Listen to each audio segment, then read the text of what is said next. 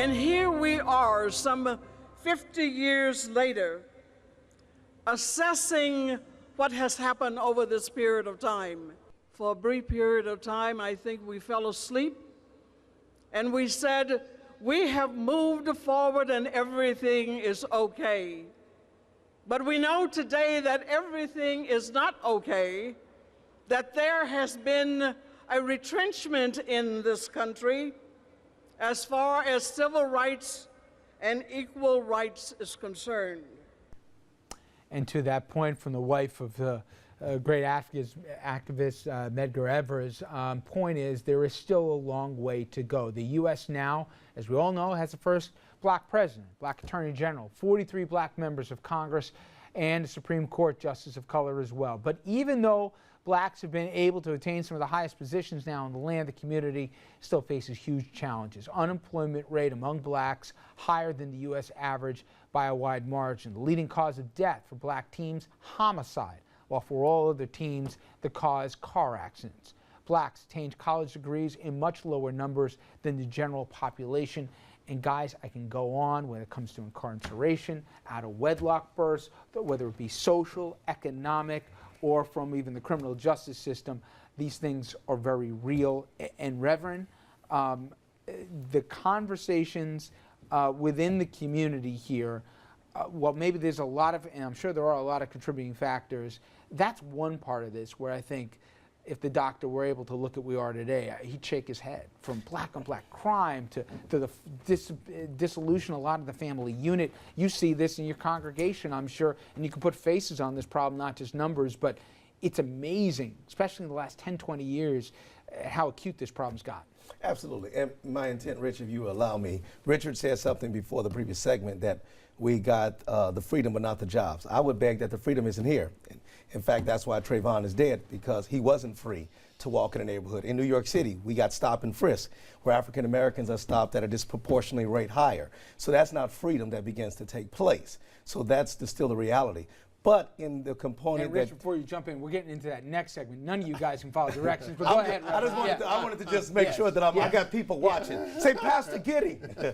but in that regard, I would concur with you. And Dr. King, first and foremost, was a religious leader. And he therefore argued for moral principles. And many people, particularly in my ilk, I'm 43 years old, and you go up in hindsight, and you thought that Dr. King wasn't radical. But actually, Dr. King was a moderate. There were some that were more conservative than him and more radical than him. And he had an incrementalist approach, but one that surrounded itself around community. And therefore, would he be concerned about our out of wedlock birth weight? I mean, absolutely, everybody ought to. I mean, Patrick Moynihan saw this, 30 years ago. I mean, it is sad what's taking place in here, and we get mad because George Will calls that into attention. You know, those are some real concerns.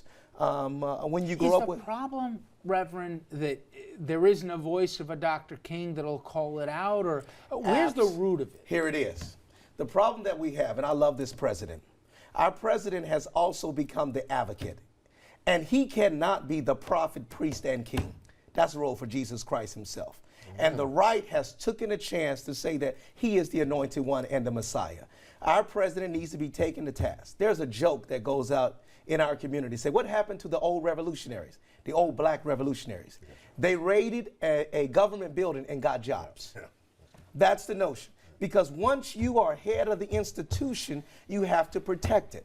So therefore, the president can't protect the institution and also look after particular interests. And it's our job to challenge him, regardless to whether he's black or white or female. But does the job, Dominic, and you've spoken at length about this, not just at this program, but throughout your professional career.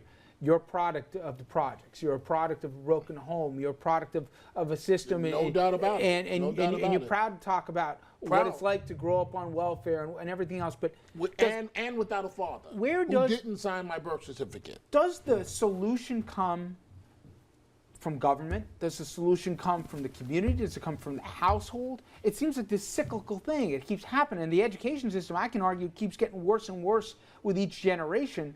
Where does the cycle break? Well, honestly, Richard, it's and I thank Pastor for his comment that he just made. To me, it starts with the family unit. And Senator Moynihan, I know you guys are probably tired of me mentioning that, but you had a U.S. Senator predict all the problems of the black community, and he was called a racist, frankly, by these poverty pimps. And I'm talking about poverty pimps that look like the three of us, that was raiding and raping in some instances. Me, Andrew, by the way. But we're talking about the late Senator Patrick Moynihan. You guys are brothers. You guys are brothers. But what we come back to, and this is the frustrating part, we talk about the But tragedy family of black on education. black crime. We talk about in the commercial breaks. We're talking about Chicago, inner city Chicago. We're talking about the devastation and when does intervention happen. And we're like, hey, you think Syria's bad? Take a look. What sometimes we were joking about it, but think about it. True. Where does you it start? You can't blame white people for what's going on in Chicago right now. Now, I'm going to say it. I'm sorry. You can't blame white people. You can't sit back and go, that's racism. The man. The man's holding you back, that you got to hire somebody to take your kids to school because you can't stop these young black men from shooting each other? Give me a break. It starts with the family unit, and I know you want to get your say in, and then it starts with education. In my particular case, it was because the state of New York said, we're going to give you a shot at college, young man. That's the only way I know to make it out of the hood and make something of yourself. And because on an affirmative action program, I was able to go to college, the first one in my family, to SUNY College, that's what turned it around. And to those that say, oh, affirmative action, here's my point on that.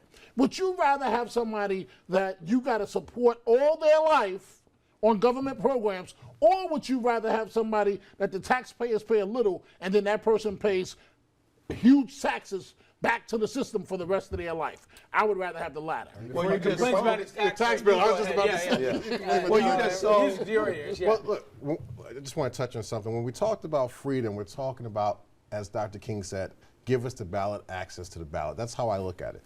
100 years, when Dr. King got up there, he said 100 years ago, we were free, and it's great, and it's thankful because of radical Republicans who passed the 13th, 14th, and 15th Amendment, who the Republican Party, of course, was the anti-slavery party.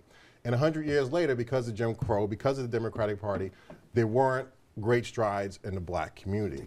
So I think at the end of the day, Dr. King would be very disappointed when he looked at African Americans and their voting trends. He would say, well, why aren't you out there voting? We'll get into the voting rights bill from very recent memory here in the Republican Party. But I have a different question.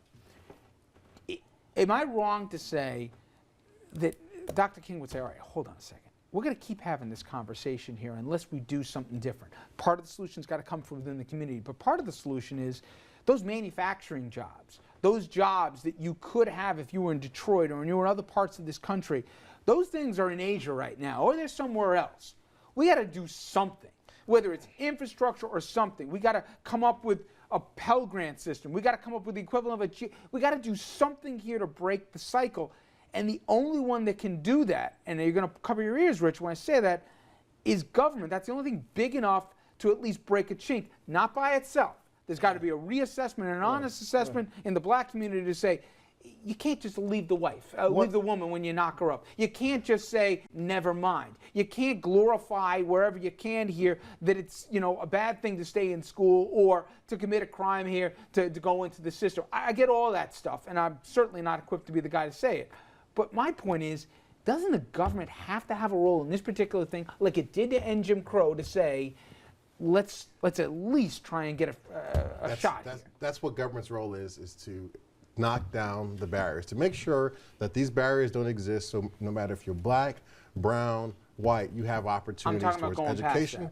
Well, public-private partnership. Government doesn't create jobs, first of all, okay? It's a net zero effect. You get a job in the government, guess what? You're basically paying yourself to do work. I mean, it does not create jobs. Andrew, I think you want to jump in at this point.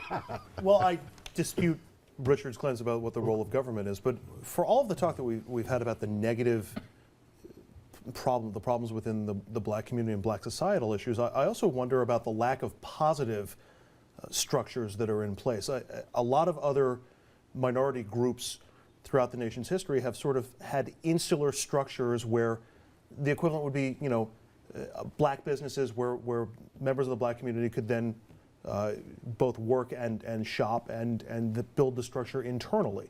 If you think of, Jewish communities, Italian communities, Asian communities, there have been insular communities, and they have formed a foundation to begin expanding the economic base. And I wonder why that hasn't happened as much in the black community. And that's a very good question Andrew calls in place. And Dr. King even shares this in his book when he was in Chicago, talking about integration. And I forgot the name of the school teacher, but says the integration is bad in Chicago. We got good schools. And so therefore, in a desire to have integration, therefore, white ice began to be better than black ice. White insurance began to be better than black insurance. White cars began to be better than black cars. So in that aspect, which is ironic, is that the biggest proponents against Dr. King was the business community, because as he pushed for integration, the business community lost business recipients because now they could go buy something white.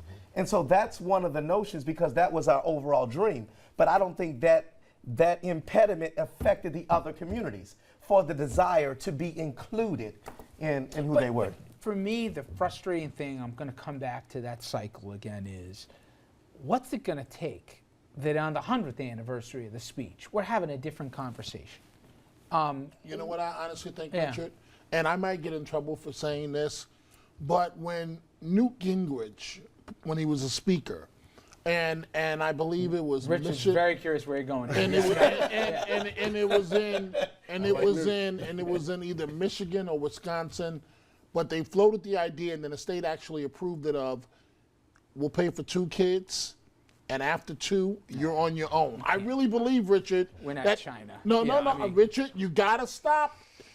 People have to, and I'm not preaching your Kool-Aid, but people have to. I mean, you can't. Whatever you're The community has got to better itself. It has to better itself. And you can't just keep giving lifelines where it says the people, and I'm not trying to be a conservative, that we'll just keep giving you and just keep throwing it out at you. That's how you break the cycle. I think that there's got to be at the end hope. And I don't know what that form should take here, but if people are willing to work and they're willing to try and also get back to the community instead Right. of run as soon as they get a chance to get out, Right. it's in the nation's best interest. It's a national self-interest, not bleeding heart or whatever, to create that, to make it happen. You can't see these communities decimate in front of your eyes here and say, never mind, and that's kind of where we are. But I like what you're saying, and one of the challenges to tie into what Andrew has said is that when you begin to look at an African-American community, you look at a community that believes almost that, first of all, we are American. Even Richard has shared that 13th, 14th, 15th Amendment legislated us as a people.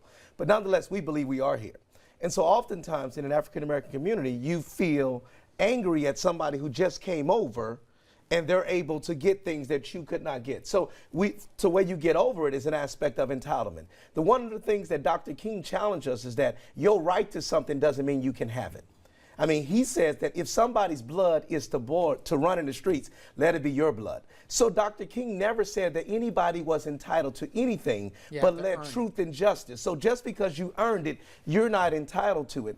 And that's the message that many of us want to shy away from. And that's a good point, because when we come back from break here, a lot of this obviously has to play with what we've been talking about, which is politics and also important symbols. For anyone to think we're a post-racial America, you haven't been reading the headlines lately. The Trayvon Martin tragedy, efforts to squash voting rights.